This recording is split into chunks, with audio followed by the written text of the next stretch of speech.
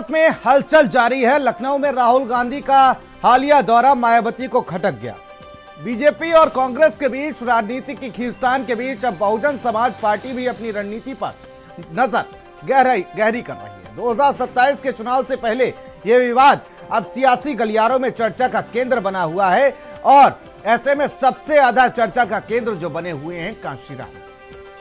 बसपा के संस्थापक कांशीराम को लेकर इस वक्त सियासी संग्राम लगातार तेज होता हुआ नजर आ रहा है और आखिर 27 में दलित वोट बैंक किसका होगा, इसको लेकर सभी की निगाहें बनी हुई हैं, क्योंकि यूपी में ऐसा कहा जाता है कि दलित वोट बैंक जिसके साथ उसकी बन गई बात। रिपोर्ट देखिए फिलहाल।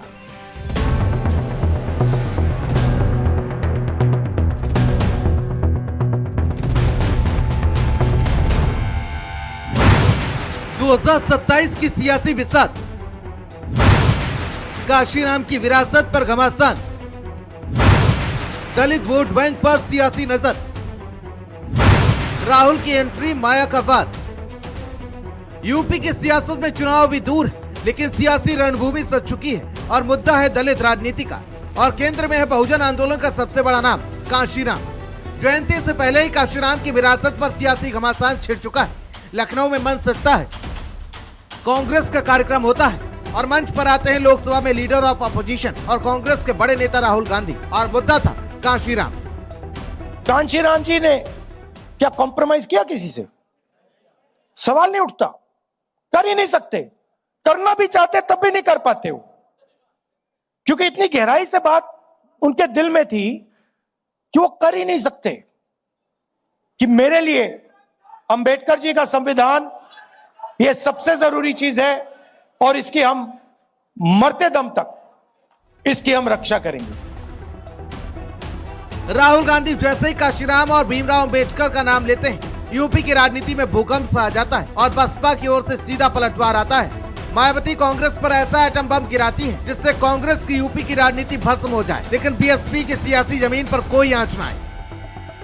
मायावती ने एक्स पर पोस्ट किया और कांग्रेस पर जमकर निशाना साधा और लिखा, इसी कांग्रेस पार्टी ने केंद्र में अपनी सत्ता के रहते हुए मान्यवर श्री कांशीराम जी के देहांत होने पर एक दिन का भी राष्ट्रीय शोक घोषित नहीं किया तथा न उस समय यूपी की सपा सरकार ने भी राजकीय शोक घोषित किया। अब ये सभी पार्टियां आए दिन किस किस्म के हथकंडे इस्तेमाल करके मान्यवर श्री कांशीराम जी द्वारा बनाई गई पार्टी बीएसपी को कमजोर करने में लगी है।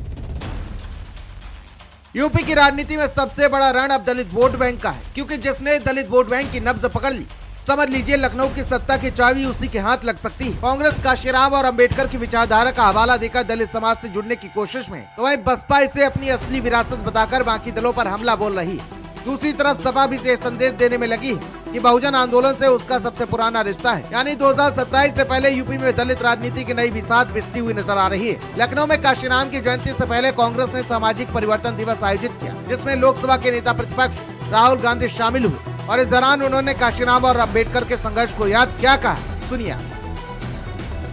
मगर अगर जवाहरलाल नेहरू जिंदा होते तो कांशीराम जी कांग्रेस के चीफ मिनिस्टर होते और 500 सबसे बड़ी कंपनियों के नाम ले लीजिए और इंटरनेट पे जाके आप देखिए, उनके सीईओज का आप नाम निकाल लीजिए, उनके सीनियर मैनेजमेंट का आप नाम निकाल लीजिए और आप देखिए वहां पे दलित, आदिवासी, पिछड़ा, अति पिछड़ा, माइनॉरिटी कितने हैं आप देख लीजिए, आपको कोई नहीं मिलेगा। और इसके बाद मायावती अखर जाती है और सीधे एक्स पर पोस्ट करके कांग्रेस पर सीधा निशाना साधती है और समाजवादी पार्टी को भी लपेटे में ले लेती है। वहीं समाजवादी पार्टी ने भी कांशीराम की विरासत को अपने इतिहास से जोड़ते हुए बयान दिया। सपा सांसद अवधेश प्रसाद को सुनिए जरा।